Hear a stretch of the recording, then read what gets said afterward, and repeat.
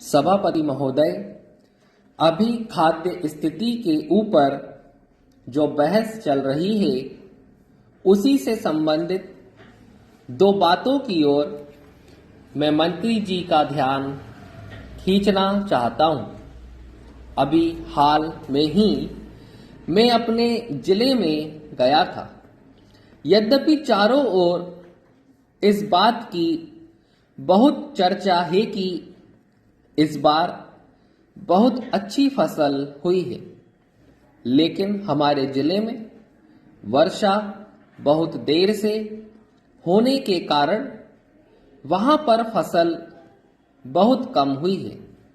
इसलिए अगला जो वर्ष आ रहा है उसमें वहां पर खाने पीने की बहुत परेशानी होगी। मंत्री जी इसके लिए तैयार रहें और वहां पर जिस सहायता की आवश्यकता हो, जिस अन्न की आवश्यकता हो, मंत्री जी उसके उपाय करें। एक दूसरी बात की ओर भी मैं मंत्री जी का ध्यान आकृष्ट करना चाहता हूं। अभी गेहूं की बुआई का समय है। केंद्र सरकार की ओर से कहा जाता है कि हमने बीज का प्रबंध कर दिया।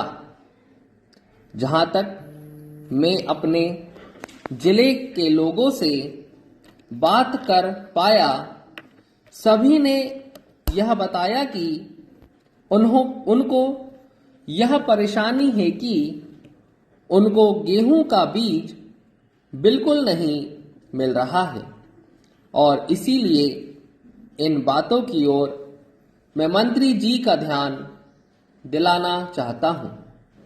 जहां तक खाद्य स्थिति का प्रश्न है, आज भी इस संबंध में स्थिति बहुत अच्छी नहीं है।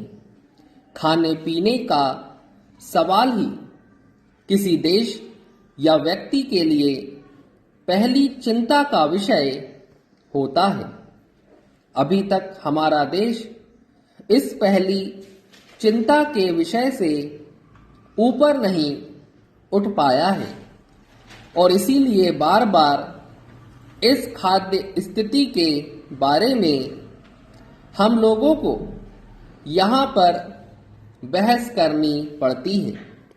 यह बात आज से 2 वर्ष पूर्व कही गई थी कि अब हम लोगों ने अच्छी खेती का प्रबंध कर लिया है और उसका परिणाम यह हुआ है कि हमारे देश में इतनी उपज होनी शुरू हो गई है कि जिससे अब हमारे देश को किसी बाहरी देश पर निर्भर नहीं करना पड़ेगा।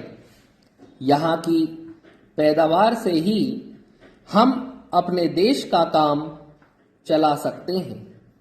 इस तरह का आश्वासन हम लोगों को दिया गया था और कहा गया था कि हरित क्रांति हो रही है, यानी खेती में ऐसी क्रांति आई है जिसका परिणाम यह होने वाला है कि अन्न के मामले में हम लोग स्वावलंबी हो जाएंगे।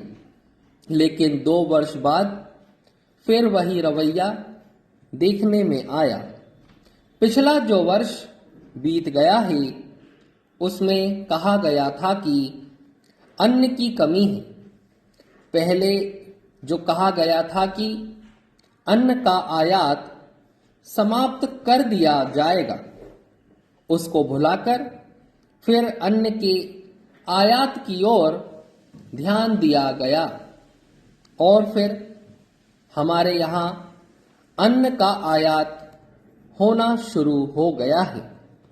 इस वर्ष फिर कहा जा रहा है कि हम लोगों के यहाँ बहुत अच्छी फसल हुई है, लेकिन उपज होने के बाद भी देश की खाद्य स्थिति सुधर नहीं पाई है। इसका कारण है इस ओर भी माननीय मंत्री जी को ध्यान देना चाहिए ताकि आम जनता को राहत मिल सके। अंत में मैं वित्त मंत्री जी से निवेदन करना चाहता हूं कि वे मिट्टी के तेल, खाद और पंपिंग सेट पर जो कर लगाए गए हैं उन पर फिर से विचार करें। इन वस्तुओं में आपको अधिक सुविधाएं देनी चाहिए। इन छोटे मोटे करों से हमें बहुत अधिक रकम भी नहीं मिल पा रही है। इनके लगाने से हमारी कोई उन्नति नहीं होगी, इसलिए इनको वापस ले लेना चाहिए। जहां आपने उनका इतना ख्याल रखा है वहां थोड़ा सा और ख्याल करें तो अच्छा होगा।